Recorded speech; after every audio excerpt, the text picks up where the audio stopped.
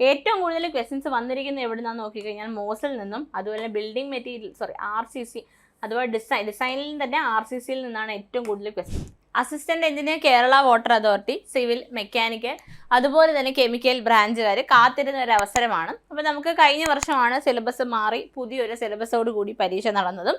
അതുകൊണ്ട് തന്നെ question paper എല്ലാ ഉദ്യോഗാർത്ഥികളും എങ്ങനെയായിരിക്കും അതിൻ്റെ ഡിഫിക്കൽട്ടി ലെവൽ എന്ന് വളരെ ആകാംക്ഷയോട് കൂടി കണ്ട ഒരു പരീക്ഷയാണ്.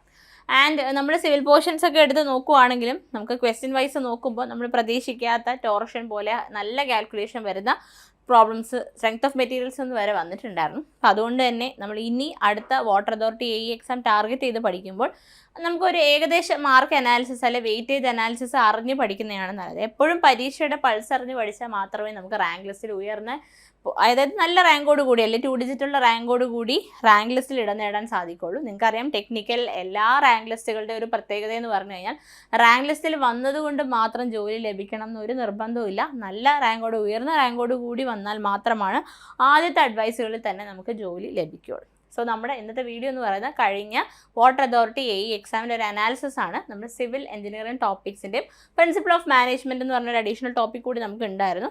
അഡീഷണൽ അല്ലാതെ മെക്കാനിക്കലിൻ്റെ കൂടെ കിടന്നതാണ്, അതിൻ്റെയും കൂടെ അനാലിസിസ് ഈ ഒരു വീഡിയോയ്ക്കകത്ത് ഇൻക്ലൂഡഡ് ആണ്.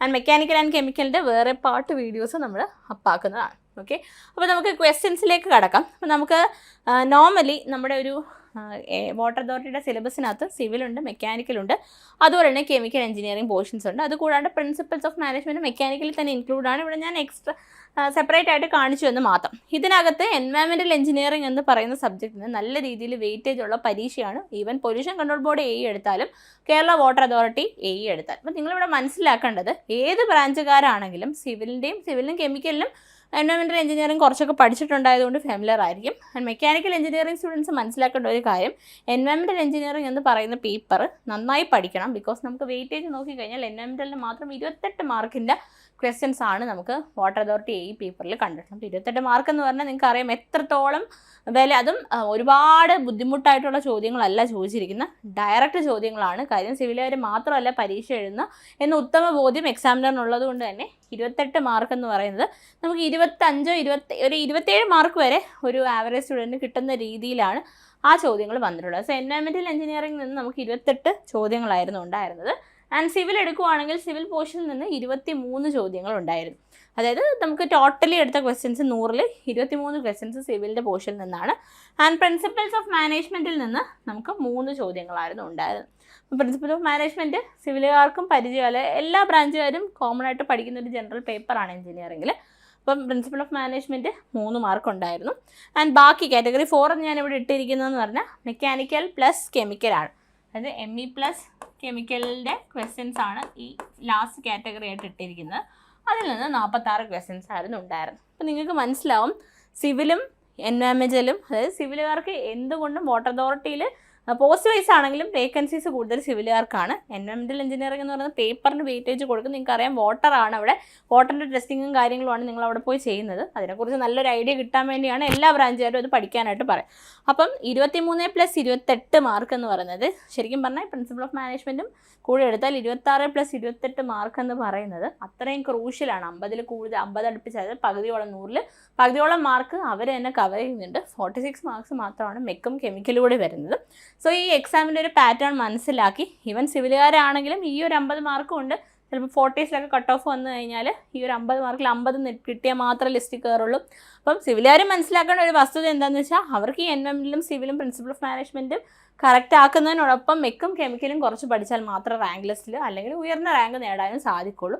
സോ ഈ ഒരു വസ്തുത മനസ്സിലാക്കുക. നമ്മുടെ ബ്രാഞ്ച് മാത്രമല്ല, നമുക്ക് ബാക്കി 2 ബ്രാഞ്ചുകളൂടി പഠിച്ച് എടുക്കേണ്ട ഒരു പരീക്ഷയാണ്. നോട്ടിഫിക്കേഷൻ ഡിസംബറിലാവും വരുന്നത്.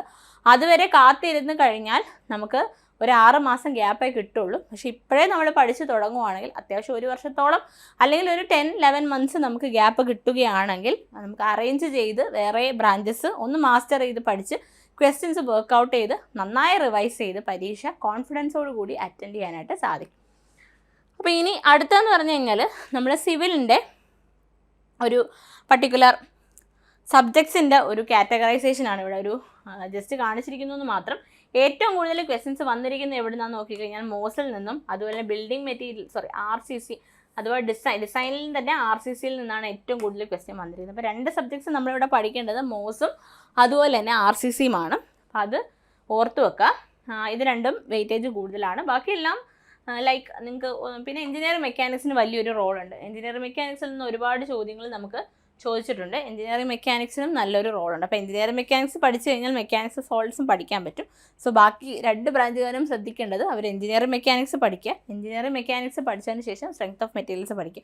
ഈ 2 സബ്ജക്ട്സും കവർ ചെയ്യുമ്പോൾ തന്നെ ഓൾമോസ്റ്റ് നിങ്ങൾക്ക് അത്യാവശ്യം നല്ലൊരു മാർക്ക് സ്കോർ ചെയ്യാനുള്ളതും. പിന്നെ ഞാൻ ഈ പറഞ്ഞ RCC അഥവാ ഡിസൈൻ ഓഫ് കോൺക്രീറ്റ് സ്ട്രക്ചേഴ്സ് എന്ന് പറയുന്നത് ചിലപ്പം മറ്റ് 2 ബ്രാഞ്ചുകാർക്കും പഠിക്കാൻ കുറച്ച് ബുദ്ധിമുട്ടായി തോന്നാമെങ്കിൽ പോലും ബാക്കി നമുക്ക് പിന്നെയും പഠിച്ചെടുക്കാൻ പറ്റുന്ന സബ്ജക്ട്സ് ഉണ്ട് അവിടെ. സർവേയിങ് ആണെങ്കിലോ അതല്ലെങ്കിൽ നമുക്ക് estimation, costing and valuation, Jio technical engineering, അങ്ങനെ അതായത് ജിയോ ടെക്നിക്കൽ എഞ്ചിനീയറിംഗ് ഒക്കെ എടുത്തു കഴിഞ്ഞാൽ വളരെ ബേസിക് ആയിട്ടുള്ള കൺസോൾട്ടേഷൻ പോലെ സ്ഥിരം ചോദിക്കുന്ന മേഖലയിൽ നിന്ന് മാത്രമായിരുന്നു ക്വസ്റ്റ്യൻ പേപ്പറിൽ ക്വസ്റ്റ്യൻസ് ഉണ്ടായിരുന്നത്. അപ്പോൾ അതുകൊണ്ട് ബാക്കി ബ്രാഞ്ചുകാർക്ക് മെക്കാനിക്കൽ ആസ് വെൽ ആസ് കെമിക്കലുകാർക്ക് വേണമെങ്കിൽ ക്രാക്ക് ചെയ്ത് സിവിലിൻ്റെ പോർഷൻസും പഠിച്ചെടുക്കാൻ പറ്റുന്നേ ഉള്ളൂ. പിന്നെ പറഞ്ഞ കാര്യം നിങ്ങൾ മറക്കണ്ട, എൻവയോൺമെൻറ്റൽ എഞ്ചിനീയറിംഗിന് വലിയൊരു വെയിറ്റേജ് ഉണ്ട്. സോ ഇങ്ങനെയാണ് നമ്മുടെ ഒരു water authority assistant engineer question paper formulate ചെയ്തിരിക്കുന്ന PSC. സോ ഈ ഒരു പൾസ് അറിഞ്ഞ് ഇതിന് വേണ്ടിയിട്ട് നിങ്ങൾ പ്ലാൻ ചെയ്ത് പഠിക്കുക. ഞാൻ നേരത്തെ പറഞ്ഞു നമ്മുടെ ബ്രാഞ്ച് മാത്രമല്ല വേറെ ബ്രാഞ്ച് പഠിക്കുന്നത് കൊണ്ട് തന്നെ വേറെ ബ്രാഞ്ചിൻ്റെ എക്സ്പേർട്സിൻ്റെ കീഴിൽ നമ്മൾ പഠിച്ചെടുക്കുക എന്നുള്ളത് ഈ പരീക്ഷയെ സംബന്ധിച്ച് അത്യാവശ്യമായിട്ടുള്ളൊരു കാര്യമാണ്. വാട്ടർ അതോറിറ്റി എയുടെ കോഴ്സ് നമുക്ക് എൻട്രിയിൽ അവൈലബിൾ ആണ്. അപ്പോൾ നിങ്ങൾക്ക് കോഴ്സിൻ്റെ കൂടുതൽ ഡീറ്റെയിൽസ് അറിയാനായി താഴെയുള്ള ഫോം ഫില്ല് ചെയ്യാം, അല്ലെങ്കിൽ സ്ക്രോൾ ചെയ്ത് പോകുന്ന നമ്പറിൽ കോൺടാക്ട് ചെയ്യാം. So water authority assistant engineer എന്ന ലക്ഷ്യത്തിലേക്കാണ് നിങ്ങൾ ടാർഗറ്റ് ചെയ്യുന്നതെങ്കിൽ ഇന്ന് തന്നെ എൻട്രിയോടൊപ്പം ചേർന്ന് പഠിച്ചിടാം. Thank you.